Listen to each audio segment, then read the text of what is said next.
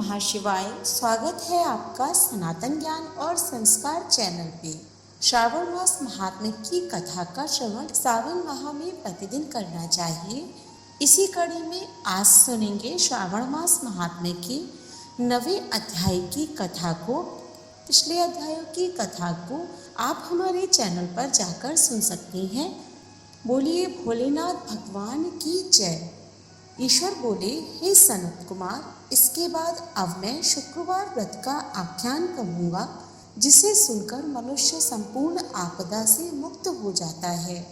लोग इससे संबंधित एक प्राचीन इतिहास का वर्णन करते हैं। पांडव वंश में उत्पन्न एक सुशील नामक राजा थे। अत्यधिक प्रयत्न करने पर भी उन्हें पुत्र प्राप्ति नहीं हो सकी।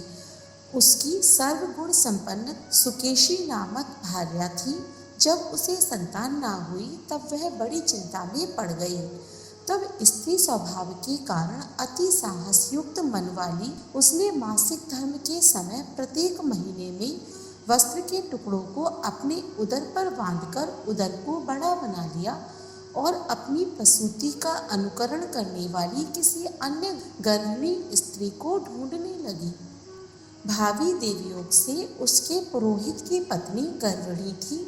तब कपट करने वाली राजा की पत्नी ने किसी प्रसव कराने वाली को इस कार्य में लगा दिया और उसे एकांत में बहुत धन देकर वह रानी चली गई। उसके बाद रानी को गर्भिणी जानकर राजा ने उसका पुंसवन और अन्वलोभन संस्कार किया। 8वां महीना होने पर सीमंतोन्नयन संस्कार के समय राजा अत्यंत हर्षित हुए। इसके बाद उस पुरोहित की पत्नी का प्रसव काल सुनकर वह रानी भी उसी के समान सभी प्रसव संबंधी चेष्टाएं करने लगी। पुरोहित की पत्नी चूंकि पहली बार गर्भवती थी, अतः प्रसूति कार्य के प्रति वह अनभिज्ञ थी और केवल प्रसव कराने वाली दाई के ही कहने में स्थित थी। तब उस दाई ने पुरोहित पत्नी के साथ छल करते हुए उसके नेत्रों पर पट्टी बांध दी और प्रसव के समय उसके पैदा हुए पुत्र को किसी के हाथ से रानी के पास पहुंचा दिया। इस बात को कोई भी नहीं जान सका। उसके बाद रानी ने उस पुत्र को लेकर यह घोषित कर दिया कि मुझे पुत्र रत्न की प्राप्ति हुई है। इस सब के बाद दाई ने पुरोहित की पत्नी के आंखों की पट्टी खोल दी। दाई अपने साथ मांस का एक पिंड लाई थी और उसने वह उसे दिखा दिया। उसके सामने आश्चर्य तथा दुख प्रकट करने लगी। ये कैसा अनिष्ट हो गया और कहने लगी कि अपने पुरोहित पति से इसकी शांति जरूर करवा लेना। कहने लगी कि संतान नहीं हुई कोई बात नहीं, पर तुम जीवित हो यही अच्छी बात है। इस पर पुरोहित पत्नी को अपने प्रसव के स्पर्श चिंतन से बहुत संदेह हुआ। ईश्वर बोले, राजा ने पुत्र जन्म का समाचार सुन जात कर्म संस्कार कराया और ब्राह्मणों को हाथी घोड़े तथा रथ आदि प्रदान किए। राजा ने कारागार में पड़े सभी कैदियों को प्रसन्नता पूर्वक मुक्त करा दिया। उसके बाद राजा ने सूतक के अंत में नामकरण तथा अन्य सभी संस्कार किए। उन्होंने पुत्र का नाम प्रियव्रत रखा। हे सनत कुमार, श्रावण मास के आने पर पुरोहित की पत्नी ने शुक्रवार के दिन भक्ति पूर्वक देवी जीवंतिका का पूजन किया। दीवार पर अनेक बालकों सहित देवी जीवंतिका की मूर्ति लिखकर पुष्प तथा माला से उनकी पूजा करके गौधूम की पीठी के बनाए गए 5 दीपक उनके सम्मुख उसने जलाए और स्वयं भी गौधूम का चूर्ण भक्षण किया और उनकी मूर्ति पर चावल फेंका और कहा, हे जीवंती, हे करुणामयी, जहाँ भी मेरा पुत्र विद्यमान हो आप उसकी रक्षा करना। ये प्रार्थना कर उसने कथा सुनकर यथाविधि नमस्कार किया। तब जीवंतिका की कृपा से वह बालक दीर्घायु हो गया और बेदेवी उसकी माता की श्रद्धा भक्ति के कारण दिन रात उस बालक की रक्षा करने लगी। इस प्रकार कुछ समय बीतने पर राजा की मृत्यु हो गई। तब पितृभक्त उनके पुत्र ने उनकी पारलौकिक क्रिया संपन्न की। इसके बाद मंत्रियों तथा पुरोहित ने प्रियव्रत को राज्य पर अभिषिक्त किया। तब कुछ वर्षों तक प्रजा का पालन करके तथा राज्य भोग कर वह पितरों के ऋण से मुक्ति के लिए गया जाने की तैयारी करने लगा। राज्य का भार वृद्ध मंत्रियों पर भक्ति पूर्वक सौंपकर और स्वयं के राजा होने का भाव त्याग कर उसने कार्पटिक का भेष धारण कर लिया और गया के लिए प्रस्थान किया। मार्ग में किसी नगर में किसी गृहस्थ के घर में उन्होंने निवास किया। उस समय उस गृहस्थ की पत्नी को प्रसव हुआ था। इसके पहले षष्ठी देवी ने उसके 5 पुत्रों को उत्पन्न होने के 5वें दिन मार दिया था। यह राजा भी उस समय 5वें दिन ही वहां गया हुआ था। रात में राजा के सो जाने पर उस बच्चे को ले जाने के लिए षष्ठी देवी आई। जीवंतिका देवी उस षष्ठी देवी को यह कहकर रोका कि राजा को लांघकर मत जाओ। तब जीवंतिका के रोकने पर वह षष्ठी जैसे आई थी वह वैसे ही चली गई। इस प्रकार उस गृह स्वामी के उस बालक को 5वें दिन जीवित रूप में प्राप्त किया। ये लोग इतने प्रभाव वाले हैं, यह देखकर उस गृहस्थ ने राजा से प्रार्थना की, हे राजन, आपका निवास आज के दिन मेरे ही घर में हो। हे प्रभु, आपकी कृपा से मेरा ये छठा पुत्र जीवित रह गया है। उसके इस प्रकार प्रार्थना करने पर करुणानिधि उस राजा ने कहा कि मुझे तो गया जाना है। तब राजा गया के लिए प्रस्थान कर गए। वहाँ पिंडदान करते समय विष्णुपद वेदी पर कुछ अद्भुत घटना हुई। उस पिंड को ग्रहण करने के लिए 2 हाथ निकल कर आए। तब महान विस्मय युक्त राजा संशय में पड़ गए और पुनः पिंडदान कराने वाले ब्राह्मण के कहने पर उन्होंने विष्णु पद पर पिंड रख दिया। इसके बाद उन्होंने किसी ज्ञानी तथा सत्यवादी ब्राह्मण से इस विषय में पूछा। तब उस ब्राह्मण ने उनसे कहा कि यह दोनों हाथ आपके पितर के थे। इसमें संदेह हो तो घर जाकर अपनी माता से पूछ लीजिए, वह बता देंगी। तब राजा चिंतित तथा दुखी हुए और मन में अनेक बातें सोचने विचारने लगे। वे यात्रा करके पुनः वहां गए जहां वह बालक जीवित हुआ था। उस समय भी उस स्त्री को पुत्र उत्पन्न हुआ था और वह उसका 5वां दिन था।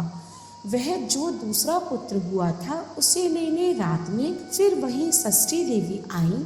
तब जीवंतिका के दोबारा रोके जाने पर उस षष्ठी देवी ने उनसे कहा, इसका ऐसा क्या कृत्य है अथवा क्या इसकी माता तुम्हारा व्रत करती हैं जो तुम रात दिन इसकी रक्षा करती हो। तब षष्ठी का यह वचन सुनकर जीवंतिकी ने धीरे से मुस्कुराकर इसका सारा कारण बताया।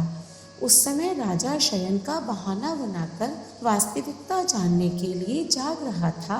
अतः उन्होंने जीवंतिकी और षष्ठी दोनों की बातचीत सुन ली।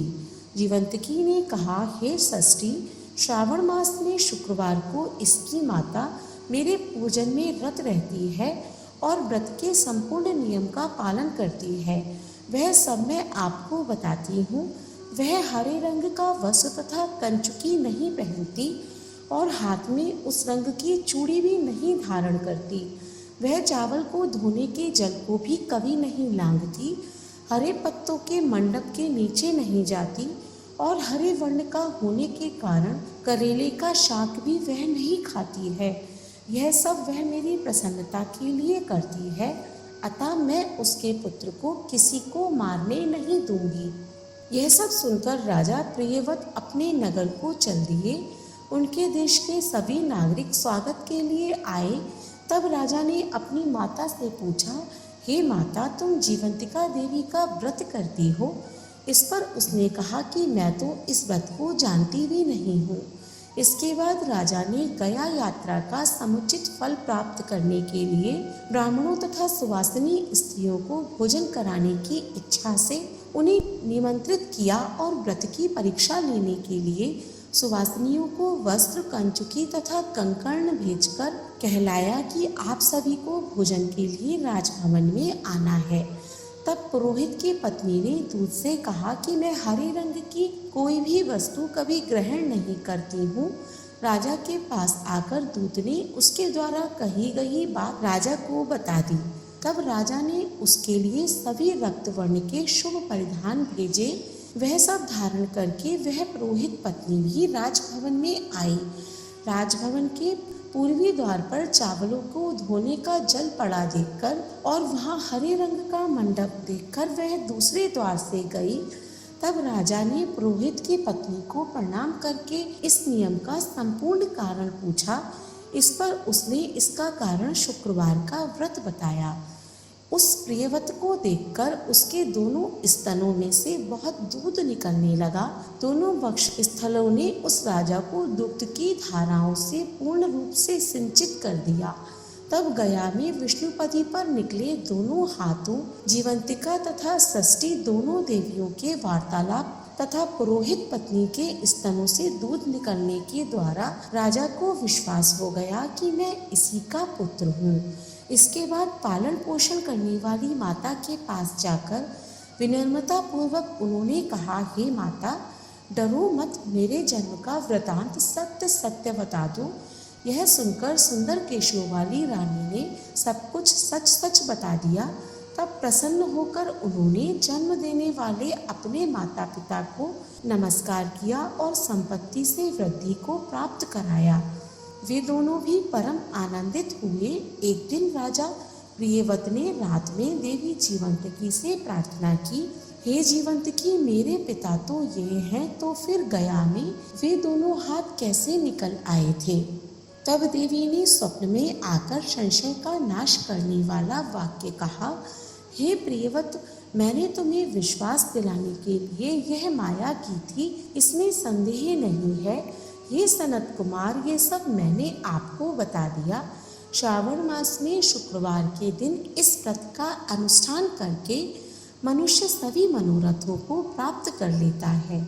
इस प्रकार श्री स्कंद पुराण के अंतर्गत ईश्वर सनत कुमार संवाद में श्रावण मास महात्म्य में शुक्रवार जीवंतिका व्रत कथन नामक 9वां अध्याय पूर्ण हुआ। बोलिए भोलेनाथ भगवान की जय। ओम नमः शिवाय।